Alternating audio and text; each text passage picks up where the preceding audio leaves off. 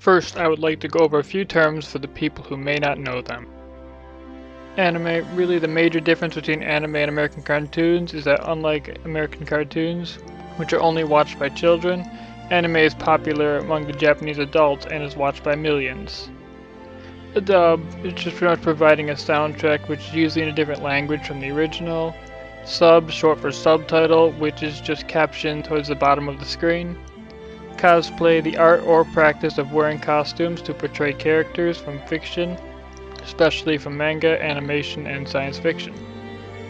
Fan service is content added in to please fans of a show. The most widely used form of fan service in anime generally involves showing sexy characters in skimpy outfits such as swimsuits, towels, naked aprons, etc. In other words, in my opinion, sometimes ruining an anime.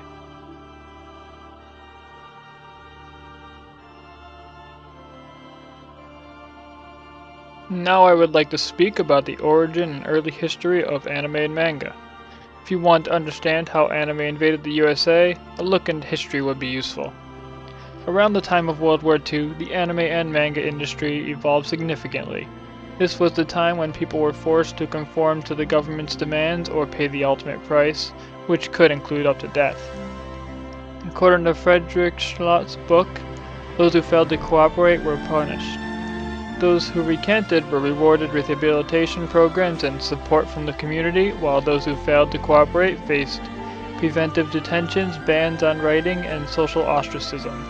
Around the year 1940, many organizations for artists were created. Among them was Shin Mangaha Shudan and Shin Nippon Mangaka Kyokai. While this was all going on in Japan, in the USA, a cartoonist whose name was Walt Disney was struggling as a cartoonist. 8 years before the time of Mickey Mouse, he started out with Alice's Wonderland and Oswald the Lucky Rabbit. Then on November 16, 1928, Mickey Mouse was born. Mickey was an instant hit worldwide and things started looking up for Walt Disney. He then decided to work on another project that was released in 1937 with the name Snow White and the Seven Dwarfs. This was another huge hit in the USA. The Disney studio was doing well up until World War II. During World War II, Disney released Pinocchio, Fantasia, Dumbo, and Bambi. While these were all great works of art, due to the loss of the foreign market, Disney began to diminish. Disney then had to focus on making propaganda and training films for the military for the rest of the war. After the war, Disney had to work their way back up to the top, which did not take them long. By 1950, Disney Studios regained success with the live-action film Treasure Island and the animated feature Cinderella. Meanwhile, in Japan, after the war, a young artist by the name of Osamu Tezuka became a cartoonist because he was a dedicated fan of Walt Disney as a child. His first work was Shintakarajima. Many were impressed by the original art style he used for this project, however it was not until 1962, when his ultimate work Tetsuwan Otomu or Astro Boy was released, that he achieved success. This work is the reason he was given the title Father of Manga and Anime. By 1963, Astro Boy crossed international borders and was premiered on NBC all over the US, and was still successful with American audiences. This was the first time anime was brought to the USA. After the success of Astro Boy, he released another work called Jungle Tate. There was a lot of controversy in the past about this anime after Disney released a similar version with the movie The Lion King. Many believe Disney stole the anime and recreated it, but Disney denies that accusation to this day. Tezuka then went on to make many more anime before his death when he leaves an anime unfinished in 1989 by the name of Hinotori.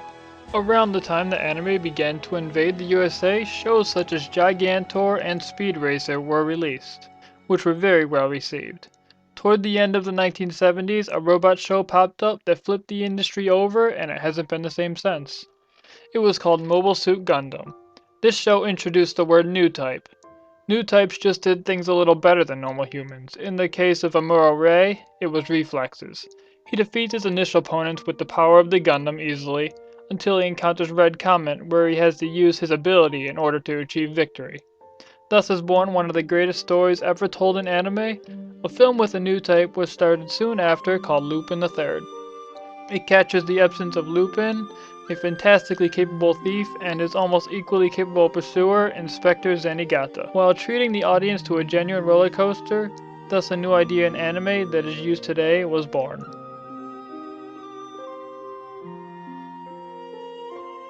You can't explain the history of anime and manga without at least mentioning the fans, in my opinion. Anime and manga may have one of the most dedicated fan bases when it comes to any type of media. I can give you many reasons why. Firstly, we have anime conventions, which started in 1975 but made it to the USA in 1983. Anime conventions in America were usually fan-operated or run by non-profit groups or an LLC. Many conventions were put on out of pocket by the directors of the convention. Today there are still much larger crowds in Japan than the USA due to the popularity of anime as well as the stigma in America around the enjoyment of anime, causing many people who live in the USA who enjoy anime to avoid conventions. However, even with the stigma, there were still 47,000 people who attended Anime Expo 2011, which was located in California. Many at the anime conventions like to cosplay. These costumes take a great deal of time to make, showing the dedication of the fans who make them.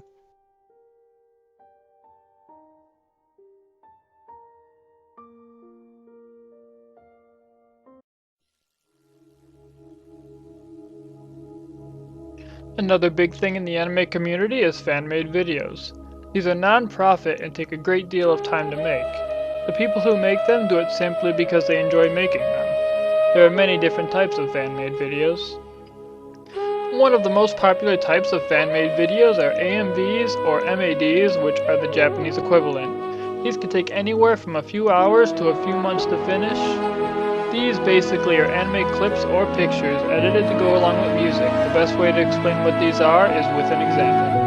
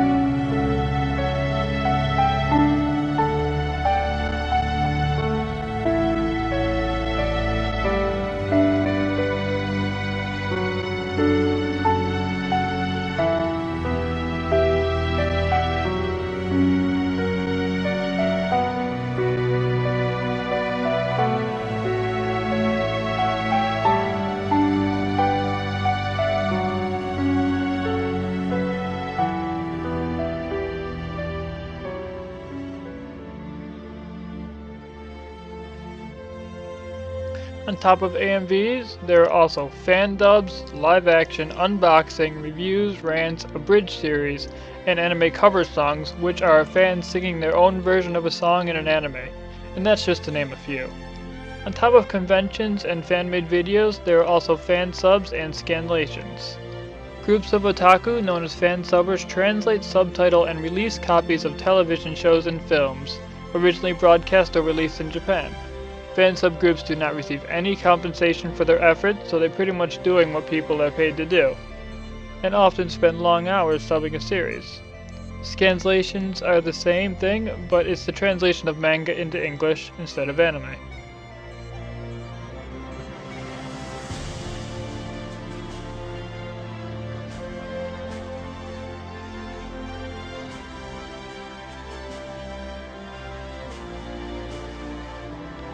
Moving away from fans, the next thing I would like to talk about would be the multitude of different anime genres. Anime genres can range from the most cute schoolgirl shoujo, such as Clannad, all the way to the most violent and gory thing you can imagine, such as Hellsing. So in other words, the list of anime genres include every genre that can be in a movie. Anime and manga also have a few genres many may be unfamiliar with. Shoujo, shonen, seinen, ecchi, hentai, josei, harem, yaoi, yuri, just to name some.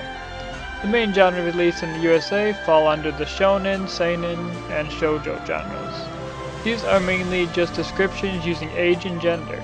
Shonen is the most popular and is anime aimed at boys aged 7 to 17, such as Bleach or Naruto, which you may have heard of.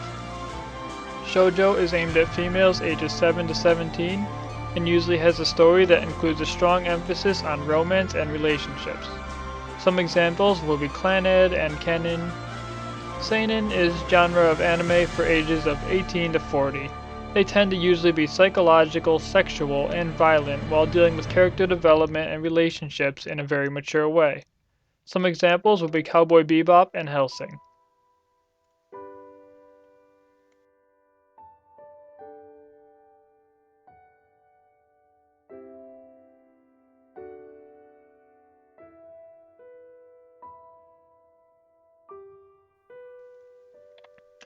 Many old anime fans say the 80s were the golden age for anime and manga.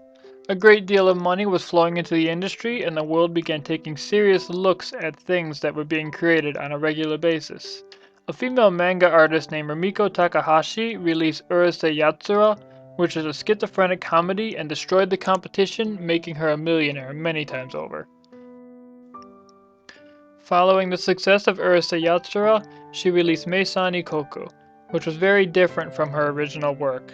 This show was more of a drama that had to be watched in the correct order to be enjoyed fully. As the market entered the mid-1980s, huge film followed huge film with no end in sight. Miyazaki stunned the world with his Nausicaa in the Valley of the Wind, and then again with Lapada, Castle in the Sky. Still, all was not well, films were getting more and more expensive, revenue was not reaching the amount needed. However, a new medium emerged called home videos. People could now own their shows as well as record them in their own homes. Since anime studios still had a large budget to work with, Megazone 23 was released directly to videotape as a 90-minute OVA. It was popular enough to have 3 sequels. Studios now found a way to make a show for a fraction of the cost while still having the same profit. The studios were saved for the time being. However, the period of prosperity was not going to last forever. The market became saturated and Japan's economy, which had been in decline for some time, was only getting worse.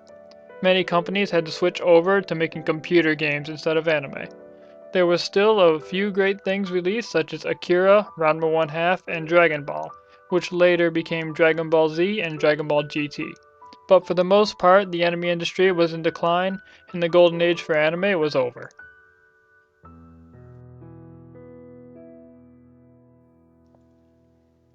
In the early 1990s, Americans were still discovering anime through comic books and videotapes, which were mainly pirated. When a new show came out in Japan, that would change everything. This show was called Nadia. It is still considered an anime every fan should watch. This show had a strong environmental message and displayed some of mankind's nastier traits. This show was a huge success among the anime fans living in the USA as well. At AnimeCon, this show drew an impressive number of people to Silicon Valley from across the entire country. This was a time when many anime fans met each other for the first time. Even the media covered this. However, when the media in the USA discover anime, they compare it to extreme pornography based on one show called I Give It My All. Fox News was calling anime an assault on American morals. Aside from Nadia, the only major successes were Macross and Giant Robo. From 1990 to 1995, animation technology have improved a lot, but for the most part the anime industry did not do much when it came to innovation or creativity. Some believed anime was going to die, but in 1995 Gainax created Neon Genesis Evangelion. Before its release, very little was known about the show, but many anticipated it, saying it may be as huge as Nadia. On October 4th, the opening played and many were immediately mesmerized by how great the music, story, and animation for the show was, and it was an instant hit.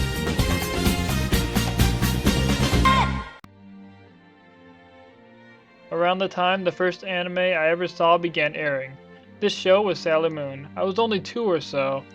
Moving ahead to 1997, Toonami was released in the USA by Cartoon Network. It was very well received. This was a segment that showed only non-American cartoons. This was the first time anime was widely recognized in the USA. Now moving ahead to 1999, the industry giant Pokemon first appeared in the USA, and was immediately popular. Pokemon now has many games and spin-offs from the original series, as well as over 750 episodes.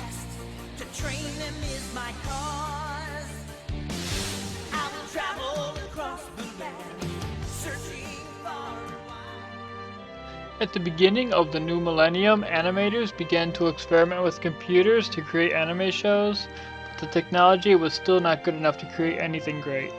However, if I move ahead to 2003, computer animated shows had improved to the point that you could not tell the difference between a hand-drawn and computer-generated show. Technology, however, did have its downsides with the rise in pirated shows. Anime lost a lot of its capital in 2007 due to pirates. This is a point where many anime fans disagree about if anime got worse. Following 2007, anime has begun to get more perverted year by year. There are still some shows people can consider a masterpiece. Shows still continue to have a good story in most cases, but sometimes the story can be ruined by the amount of fan service. Some examples will be High School of the Dead, and please excuse me if I don't pronounce this right, Hyakka Samurai Girls. High School of the Dead has a famous scene that may be the most pointless thing many anime fans have seen. The scene is shown during a life and death struggle, and it just really takes you out of the show. The only way I can think of to explain it is by showing it. 少なくとも一緒に死ねるか。高志。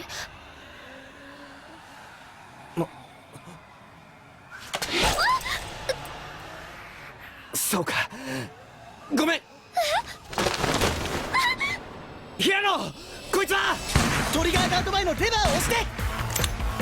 それでセーフティーが外れる。その後は右側に突き出ている作動桿を引く。それで撃てる。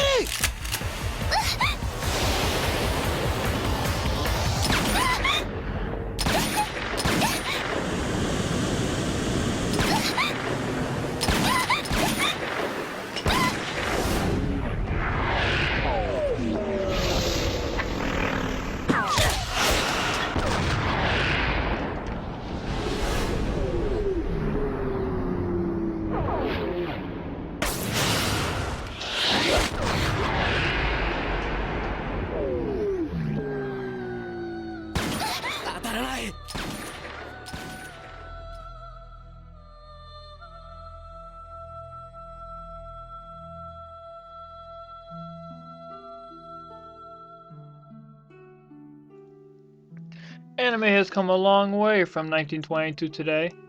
Anime has gone through golden ages as well as droughts, but right now a lot of anime fans have to look past the fan service to enjoy some of the anime shows. Anime may experience another golden age, however I am unsure about the future of anime because as of now, many anime studios are having financial difficulties and they don't see an end in sight.